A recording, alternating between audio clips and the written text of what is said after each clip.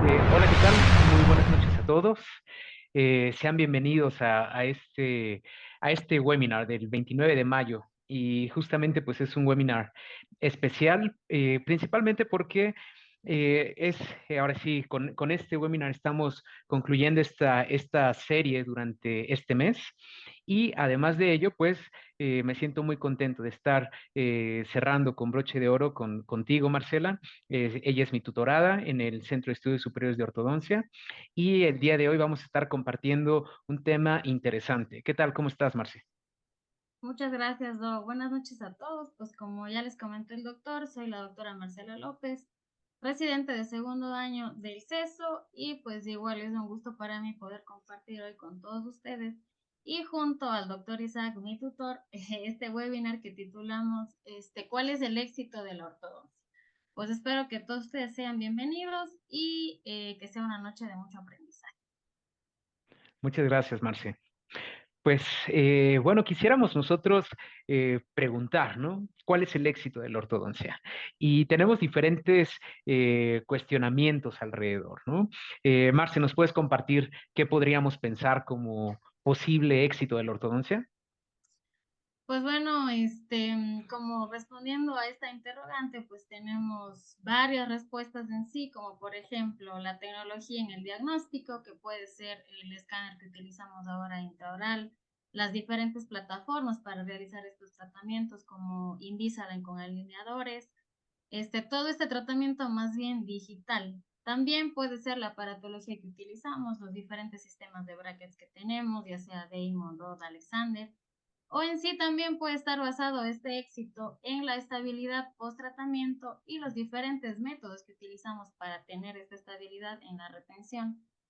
También puede ser un buen plan de tratamiento, tener este plan de tratamiento desde el inicio. El tiempo del tratamiento puede ser para muchos otros. En fin, puede ser, o sea, muchas respuestas que en realidad pueden englobar todo esto que nos puede dar el éxito de los.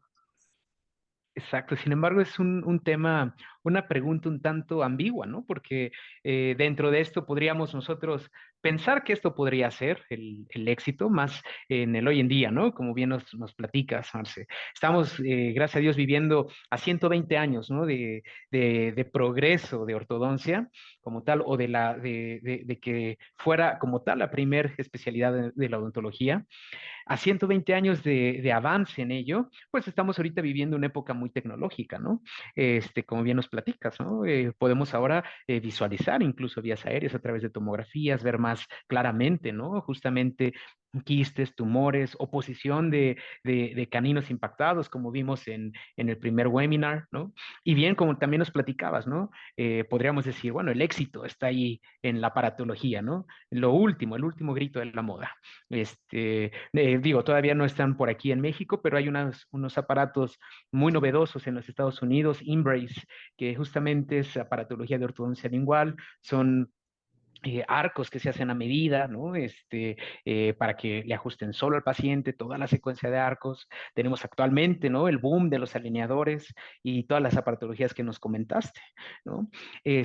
O muchas veces, ¿no? También, ¿quién termina más rápido los tratamientos, ¿no? Si el éxito es el tratamiento que termina en 10 meses, en 8 meses, en 16 meses o en 24 meses, bueno, eh, ¿quién puede evaluar eso, no?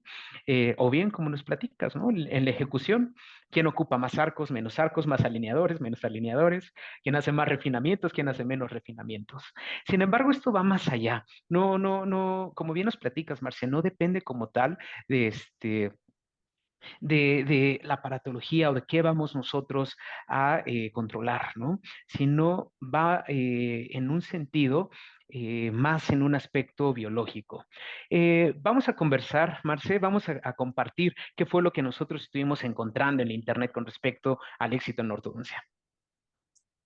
Pues sí, o sea, bien pensando en esto, si nosotros colocamos en diferentes buscadores o plataformas éxito en el tratamiento ortodóntico, no nos da como tal una definición, sino podemos observar que nos lleva más bien como a tratamientos exitosos, pero con microtornillos, en diferentes casos específicos, ya sea con caninos impactados, etcétera, en casos específicos, pero en sí, en realidad, pongamos en la base de datos que pongamos, pues ninguna nos va a dar como esta definición exacta de lo que es el éxito en el tratamiento de ortodoncia.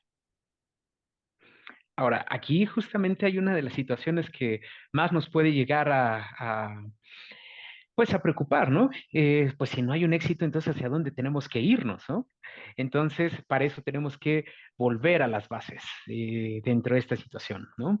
Y este volver a las bases es más bien buscar qué es esta evidencia científica que nos puede decir hacia dónde podríamos nosotros conversar con respecto al éxito en ortodoncia, ¿no? Y ese volver a las bases es más bien volver a nuestras bases de biología como tal, ¿no? Y poder conocer qué pasa con el entorno en el organismo. Para poder, digamos, aterrizar un poco más este tema, justo algo muy práctico que compartimos ahí en la escuela es, soy profesor también de una de las materias que se llama Alexander y justo revisamos los 20 principios del doctor Wick Alexander. Ahora, hay un capítulo que es el principio número 4, en donde él conversa respecto a metas para la estabilidad. Sin embargo, dentro de este principio, él comenta que justo dentro de estas metas, él lo conversa como unas 15 llaves del éxito, pero él engloba específicamente algunas de estos objetivos que tienen fundamento científico.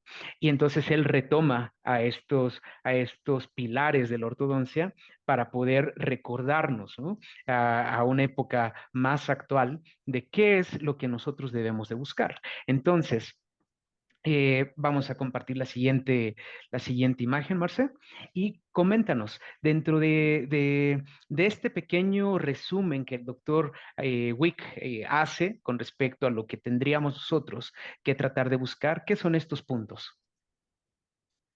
Pues bien, primero debemos saber que es responsabilidad del ortodoncista ver hasta el final en todas las cosas, siempre con el final en mente, que es uno de los principios también que engloba el doctor Alexander.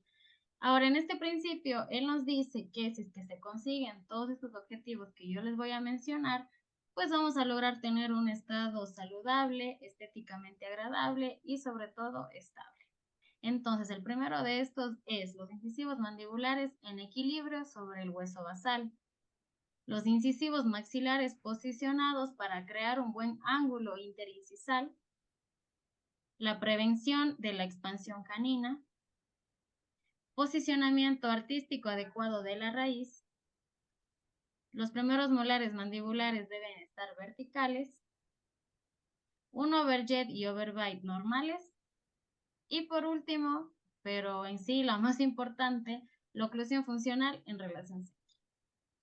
Muy Y bien. pues luego antes de que pasemos a lo siguiente, pues a mí me Ujú. gustaría citar algo del doctor Alexander, que yo creo que todos los que hemos cursado la materia y hemos tenido la oportunidad de leer el libro, pues nos llega mucho esto que él cita como su ecuación de E igual a R, esfuerzo igual a resultado, que siento que es pues muy, muy memorable de él y de... Así es, Marce. Y justamente como bien nos platicas, justo dentro de todos estos principios, pues el doctor Wick trató de hacer un resumen, ¿no? De todo esto que estaba alrededor de. Vamos a empezar a desmenuzar todo esto, principalmente para que podamos volver a las bases, ¿no? Y justo lo que nos comentabas ahorita, ¿no? Con relación a la posición del incisivo mandibular. Y podemos nosotros comentar que, pues, esto no es algo nuevo. Y al contrario, también es algo de lo que más se ha estudiado a lo largo de estos años en ortodoncia, ¿no?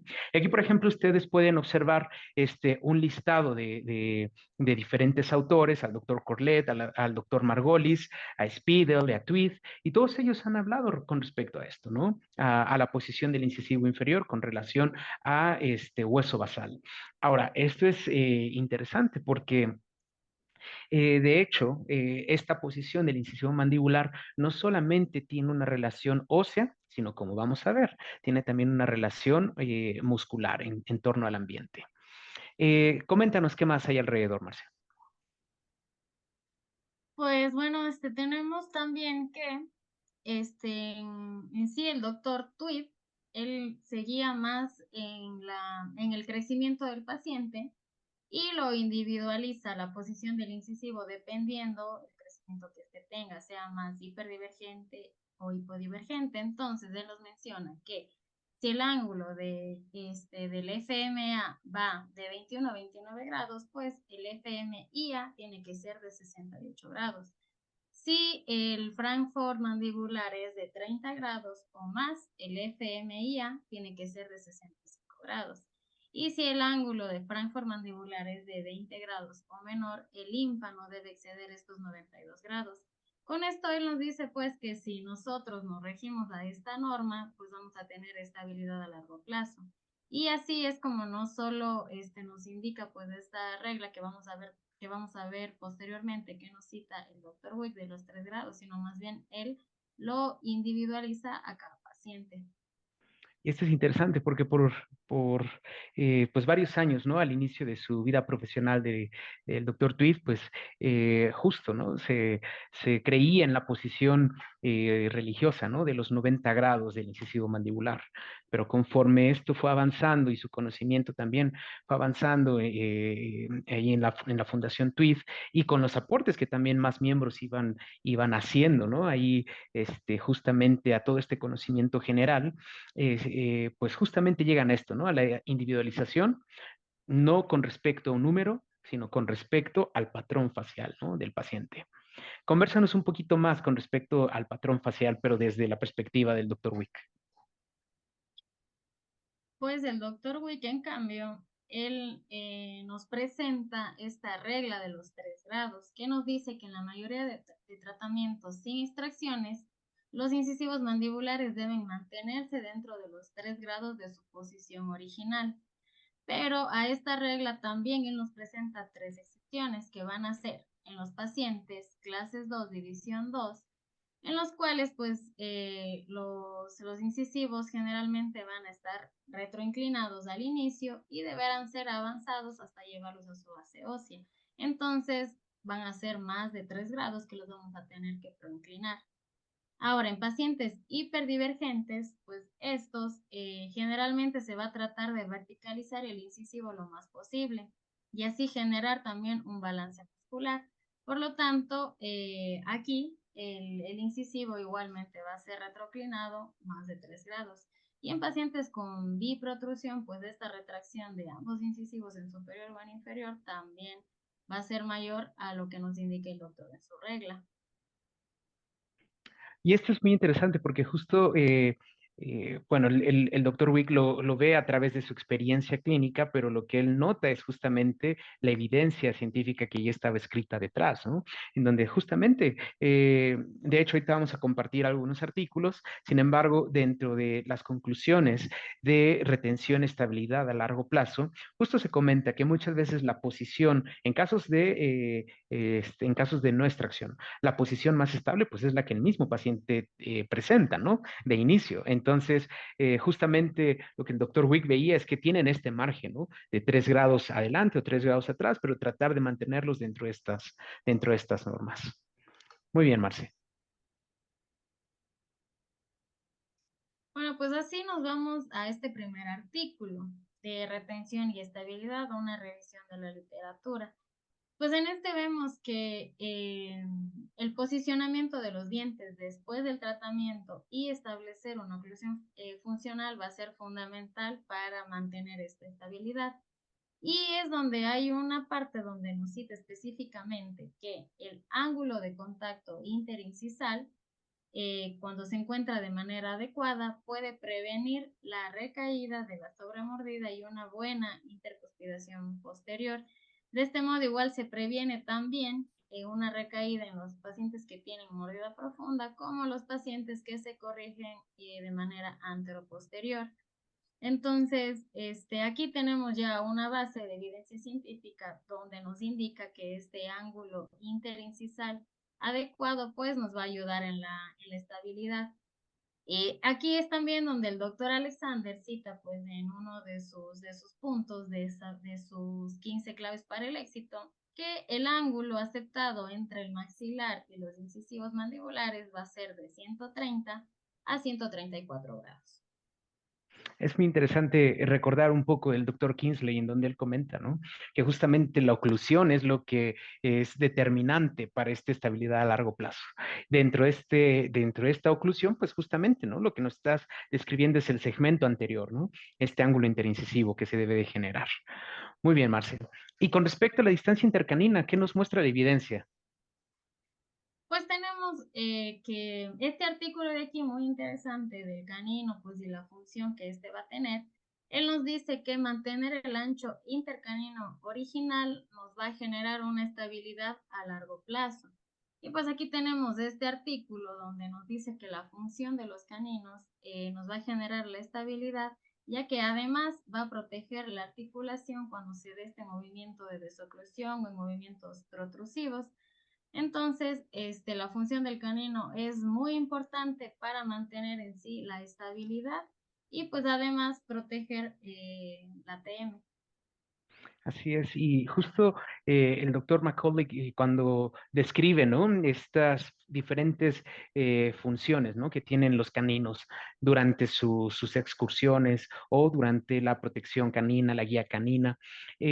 También justamente una de las cosas que hace mucho énfasis, ¿no? Es justo esto, que debemos de tratar de mantener lo más cercano posible al inicio estas distancias intercaninas, mandibulares.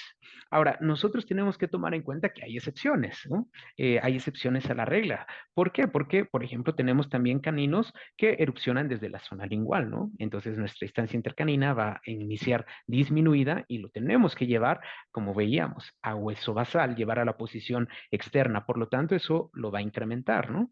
O muchas veces, también en casos de extracciones, ¿no? En donde estamos llevando los caninos hacia la posición del primer premolar y justamente por la posición en la forma de arco podríamos llegar a tener también un aumento en esta distancia, ¿no? Sin embargo, pues bueno, debemos de tratar de mantenerlo o bien también estresar la parte, la parte de no expandir, no sobreexpandir estos arcos en nuestros tratamientos, ¿no? Tener esto siempre en mente para poder nosotros cuidar esta parte, ¿no? Muy bien. Sí, luego además pues de mantener el ancho mandibular canino, también debemos tener en cuenta el ancho maxilar intermolar, pues estos deben tratar de mantenerse como originalmente estaba el paciente para evitar la inestabilidad durante la retención. Esta distancia intermolar nos dice el doctor Wick Alexander que debe estar entre los 34 y 38 milímetros. Además, debemos tener en cuenta que pues este ancho maxilar intermolar va a estar muy ligado a la función del músculo bucinador. Entonces, si nosotros modificamos esta distancia intermolar, se ha visto que va a volver a colapsar a largo plazo por efecto de este músculo. Claro que así como tenemos excepciones en el ancho canino intermandibular, pues aquí también la excepción sería en mordidas cruzadas, de que sí o sí tenemos que expandir este ancho intermolar maxilar. Hay algunos artículos del doctor Light Johnston, Marce, que justamente, ¿no? Nos comentan, hay algún valor agregado, ¿no? En la expansión maxilar cuando haya ausencia de una mordida cruzada. Y justamente lo que él nos hace reflexionar es esta parte, ¿no?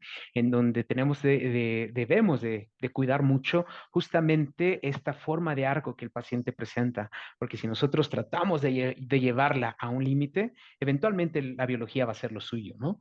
Y para poder conocer un poco más al respecto, ahorita vamos a conversar un poco respecto a la forma de arco que hay alrededor de, ¿no?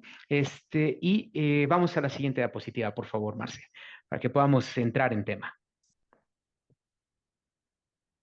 Aquí tenemos un primer artículo que justamente nos habla, ¿no? Los factores que influencian, ¿no? La estabilidad con respecto a la maloclusión. Y este es muy interesante porque justamente aquí lo que ustedes están viendo en esta pequeña imagen, lo que ven es la representación de una forma de arco como tal, hecho para un paciente en 0 grados, en donde aquí hay varias características. Justo en el arco mandibular ustedes pueden ver que la zona anterior está un poco más aplanada, sin embargo, la forma como tal oval de arco pretendía en esos momentos tratar de ser una forma de arco oval.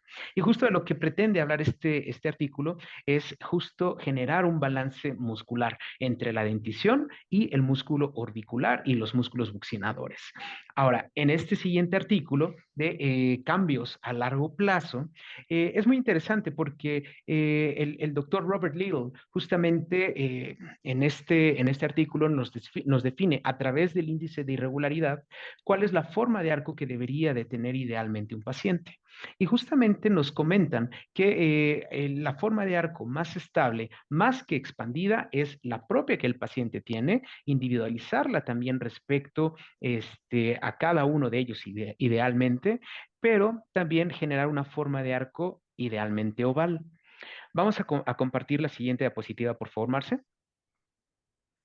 Este es uno de los artículos que también nos genera mucho interés del doctor Brader, porque justamente el doctor Brader también toma un poco estos, o más bien toma muchos de estos factores y los lleva a un punto todavía mucho más profundo, en donde observa cuál es la fuerza muscular que genera la lengua en el entorno interno de la dentición, los músculos buccinadores en el entorno externo, el músculo orbicular en la parte anterior, pero además de esto, ¿no? La morfología de cada cráneo. Toma en cuenta la raza, la etnia de cada persona, pero además de ello, justamente ustedes pueden ver del lado derecho que también toma en cuenta los anchos como tal intermolares. Y justo la forma, pues, daba esta apariencia, ¿no? Más bien se generaba una forma de arco elipsoidal, ¿no? Entonces, justo en lo que nos muestra es que de forma natural se pretende generar este tipo de forma de arco en donde va colapsando un poco más hacia el sector posterior, pero por estos rasgos anatómicos. Muy bien, Marce. Y pues También justa, tenemos, sí, perdón, justo les quería comentar que también tenemos este artículo de estabilidad a largo plazo para revisión de literatura, pero me gustaría que nos compartas qué hay alrededor de. pues en este nos habla de la alteración de la forma de arco y pues nos dice que aunque hay muchas excepciones, generalmente la forma de arco que tengamos durante el tratamiento es la que nos va a definir en realidad esta estabilidad. Y pues hay muchos casos en las que varias condiciones, como hablábamos anteriormente, la expansión y todo lo que se pueda dar, puede tolerarse para que se cambie esta forma, pero pues sí, en realidad tener una forma de arco de forma ovoide nos va a proporcionar en sí una mayor estética y una forma más estable para la mayoría de los pacientes. Y pues esta Así es. es una de las razones por la que mantener esta forma de arco se recomienda generalmente, independientemente pues del tipo de paciente, es el que según estos estudios se ha visto que es la más estable al final. Muy bien, Marce. Cuéntanos qué hay con respecto a la curva de Spee. Pues para nivelar la curva de Spee en el arco mandibular va a ser crítico esta corrección para las mordidas profundas y el mantenimiento para la corrección del overbite. Así tenemos de este artículo, pues donde vemos que nivelar esta curva de Spee va a ser muy importante dependiendo del sistema de arcos que utilicemos. Entonces, es importante determinar la profundidad de esta curva de Spee a partir de radiografías cefalométricas, además de tener esta técnica pues de arco continuo que va a nivelar efectivamente la curva de Spee. Y esta se muestra generalmente en pacientes clases 2, división 1, que son tratados sin extracciones. Entonces, pues, tener esta curva de Spee nivelada a largo plazo nos va a ayudar, ya que debemos recordar que conforme pase el tiempo, la curva de Spee tiende a profundizarse, ya sea por el efecto muscular o igual por el envejecimiento del paciente. Entonces, tener esta curva de Spee nivelada en el tratamiento de inicio a fin nos va a ayudar también en la estabilidad. Perfecto. Ahora, justamente tomando en cuenta este artículo, justamente con respecto a la nivelación de esta curva, tenemos diferentes maneras de hacerlo, ¿no? en donde, como bien nos comentas, podemos nosotros ocupar diferentes aparatologías. En este caso, esto está realizado con respecto a arco recto de manera continua, se puede hacer de manera seccionada y todo. Sin embargo, una de las situaciones que es muy importante que ustedes tomen en cuenta, pues es el control, ¿no? De esta inclinación de los incisivos, porque cuando ustedes lo van a tratar de nivelar esta curva, estos incisivos van a tratar de proinclinarse. Entonces, un buen control de ello, pues es primordial. Ahora, justo como veían en las imágenes anteriores, la tendencia a largo plazo del mismo organismo es que se trate de profundizar esta misma curva.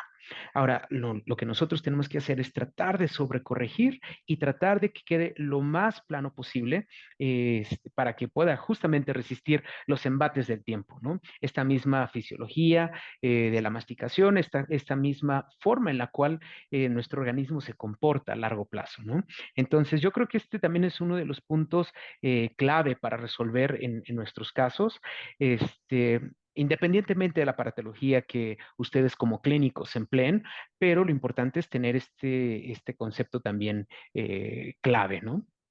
Muy bien, Marce. Cuéntanos qué hay con respecto a la oclusión.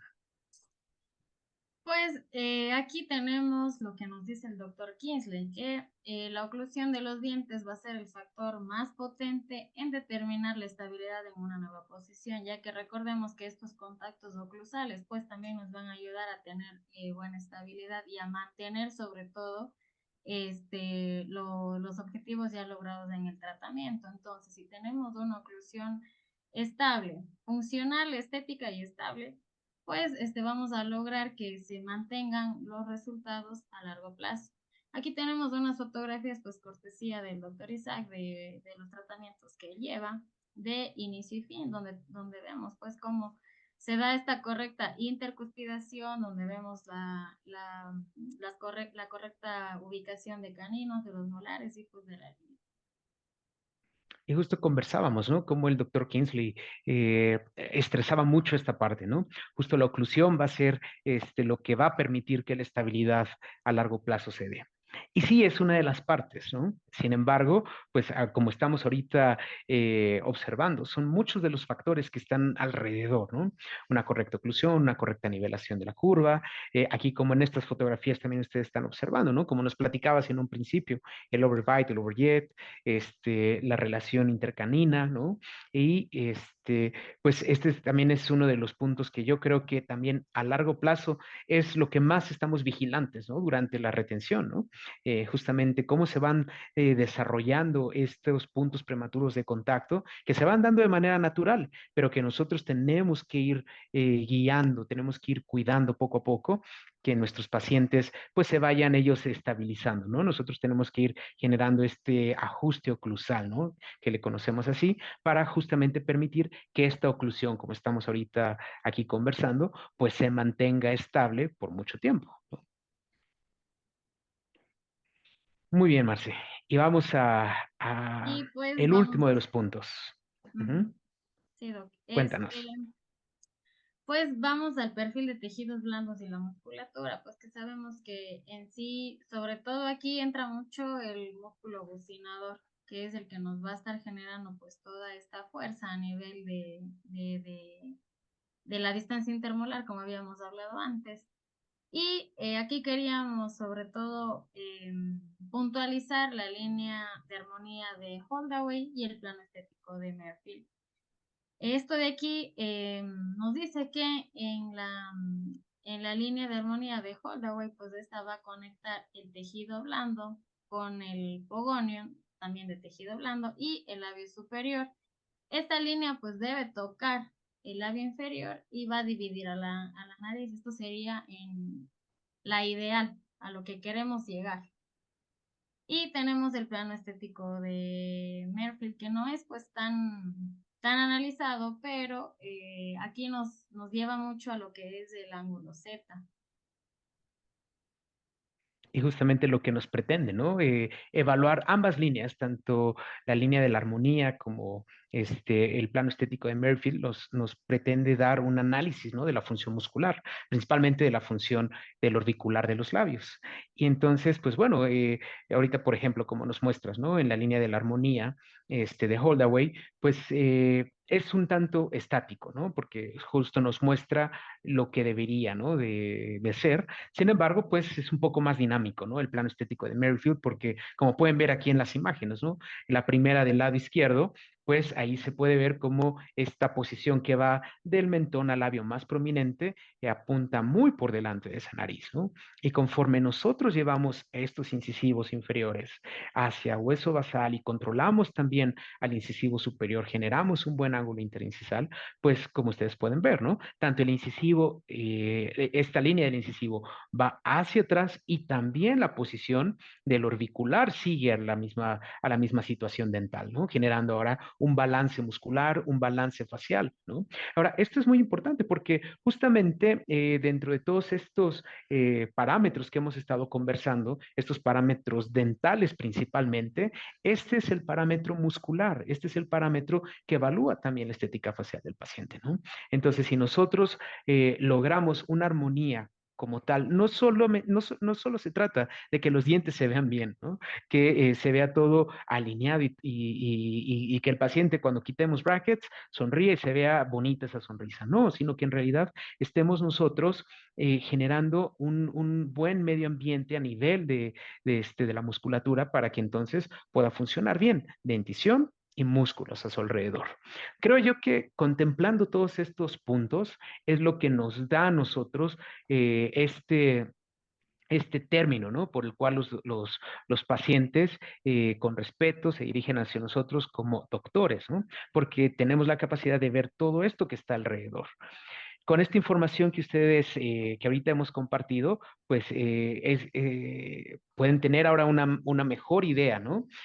Para los colegas que están conectados, una mejor idea de justo lo que se pretende, ¿no? Buscar y principalmente que esto funcione a modo de recordatorio, ¿no? De qué es lo que nosotros como especialistas debemos de buscar siempre, ¿no?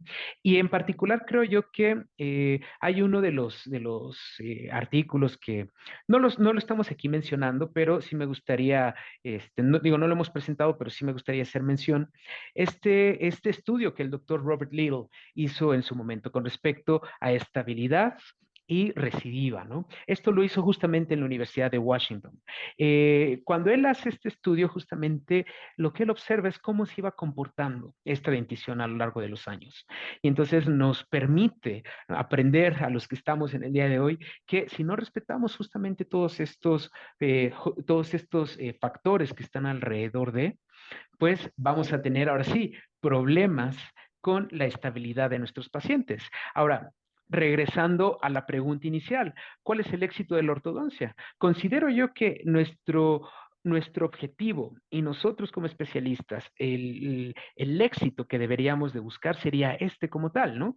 Sería buscar que nuestros tratamientos sean estables a largo plazo, que sean bien manejados, que como nos compartía la doctora Marcela en un principio, ¿no?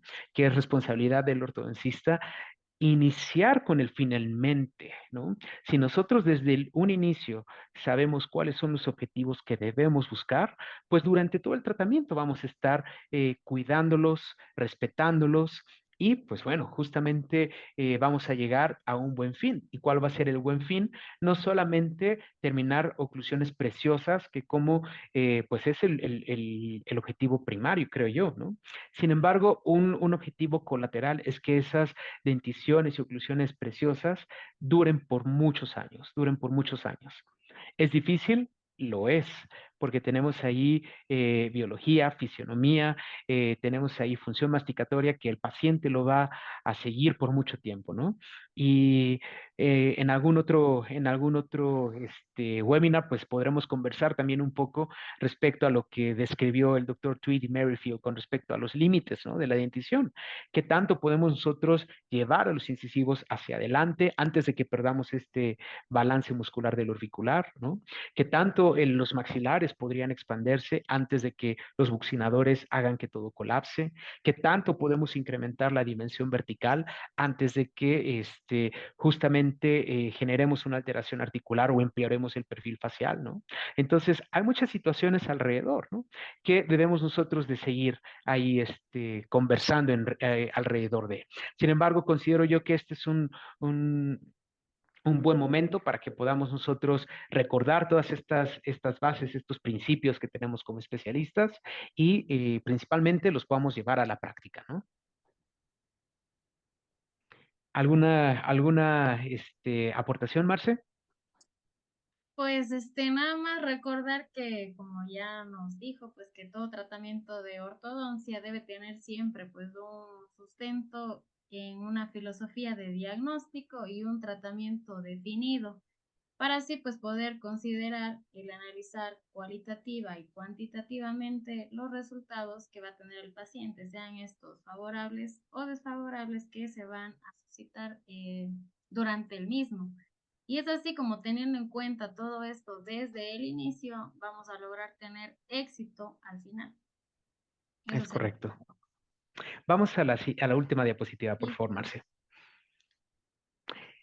Eh, a mí me gustaría recordar un poco, hace unos días tenía una llamada con nuestro director, el doctor Adán, y él justamente me estaba platicando un poco con respecto al doctor Holley, que él conversaba, ¿no? Incluso creo que lo conversó en el webinar del día 15 de mayo, en donde el doctor Holley comentaba, ¿no?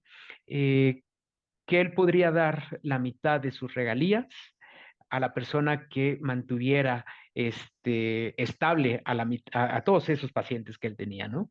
Entonces, ¿qué nos quiere decir con eso, no? Que en realidad es una situación complicada, es una situación difícil. Sin embargo, creo yo que más difícil aún cuando no tomamos en cuenta todos estos principios, ¿no? Que bueno, como bien estuvimos conversando, ¿no? Las autorías de los diferentes actores en la ortodoncia que han estado participando en ello. Este, eh, Quisimos tomar al Dr. Wick principalmente como un conector, ¿no? Para ello, principalmente porque lo plasma de una forma sencilla en su libro y eso, sin embargo, a quienes quisimos recordar realmente, pues fue a todos estos autores que están detrás de, ¿no? Entonces, principalmente esto. Pero les queremos dar muchas gracias por haber acudido a este webinar. De verdad esperamos que esto pues sea pues de mucho, principalmente de beneficio, ¿no? Beneficio profesional, pero también de mucho beneficio académico para todas las personas que actualmente están estudiando, ¿no? Y pues también a las personas que están ejerciendo actualmente, que esto les ayude nuevamente, ¿no? A recapitular y recordar algunos principios. ¿Algún otro comentario, Marce?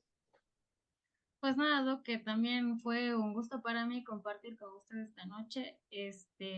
Pues recalcar igual que es un gran maestro, hemos aprendido mucho en todas las cátedras que nos ha dado durante pues mi paso por la escuela, el Centro de Estudios Superiores de Ortodoncia, pues nuestra casa, tanto suya como mía. Y pues fue de mucho aprendizaje, hay muchas cosas que en realidad sí a veces pasamos por alto y creemos que la clave está en el tratamiento y todo eso, pero en realidad mantener los resultados es difícil. Y viendo toda esta revisión bibliográfica, siento que pues vamos a ir todos muy preparados ya para cuando salgamos de la escuela y tengamos nuestra consulta privada. Muchas gracias, Doc, por todo y pues contenta de que esta noche haya sido de mucho aprendizaje. Pues yo más contento todavía, Marce. Muchas gracias también a todos los que se conectaron. Les agradecemos mucho su tiempo y pues nos estamos sintonizando próximamente. Es Saludos a cierto, todos. aquí les dejamos la bibliografía de los artículos que utilizamos para este webinar para quienes quieran revisar. Y pues muchas gracias a todos y buenas noches. Muy buenas noches.